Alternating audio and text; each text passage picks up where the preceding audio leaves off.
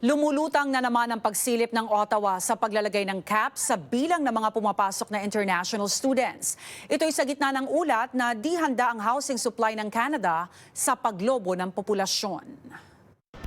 Di man diretsahang sinisisi, balik na naman ang pagsilip ng Ottawa sa posibleng paglalagay ng cap sa bilang ng international students na pumapasok sa Canada. Ang hakbang makakatulong para mabawasan ang krisis sa pabahay sa gitna ng mga ulat na di pinansin ng gobyerno ang impormasyon na di makakasabay ang pinataas na immigration target sa supply ng pabahay. I think it's making life maybe more difficult for international students like us because we would like to work here in Canada and spend more time actually.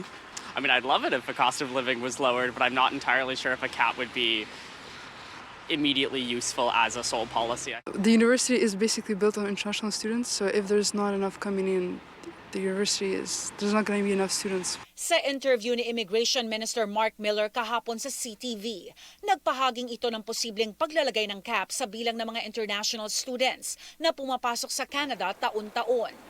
Hati ang mga estudyanteng nakausap ng OMNI News kung solusyon nga ba ito sa hinaharap na mga problema ng Canadians. I think rent costs are going to continue to increase as more people come to Canada. So I don't think that should be a primary concern when discussing whether or not we're going to have more international students. But I think if anything, it's going to raise rent costs.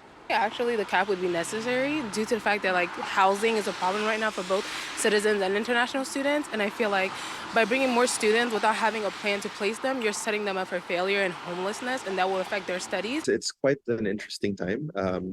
It's effectively a cap, but not in name, I would say.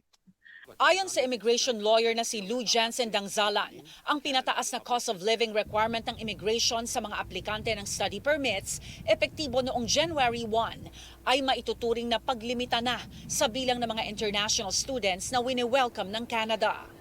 Effectively, it is a cap. I mean, people will just self-select and, it's strategic kasi I think putting a cap is kind of a toxic policy move. Nagbabala naman ng isang ekonomista, imbes na cap, dapat investment sa housing at pinabilis na pagpapatayo nito ang tutukan ng gobyerno.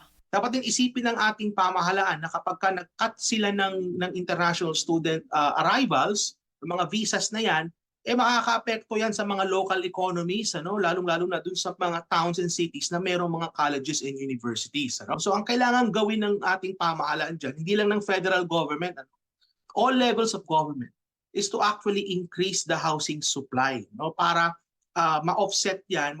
Kumbaga, pag nag-increase ka ng housing supply, makakatulong ito para maibaba ang presyo ng bahay at saka rents. Kahit na meron kang mga international student arrivals, kung sapat naman yung housing supply, okay pa rin yun. Ilang eksperto at politiko na ang nagsabing dapat baguhin ng feds ang immigration targets nito sa gitna ng affordability crisis ng bansa.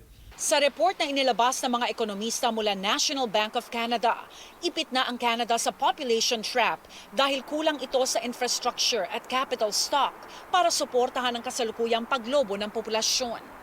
Biyernes nang sabihin naman ni Conservative leader Pierre Poilievre na kailangan ng Canada na pagtapatin ang bilang ng mga itinatayong pabahay at bilang ng iniimbitahan na maging bagong Canadians. Is the idea of tying the number of people who come to Canada to the number of homes available a good one? Yes, and in fact that's something that it's one of the factors that we've considered over the past number of years. But we need to recognize that we have to bring other players to the table, not just provincial counterparts, but the institutions who are dramatically increasing the number of study permits they request, sometimes at the personal financial gain of the people behind some of those private colleges.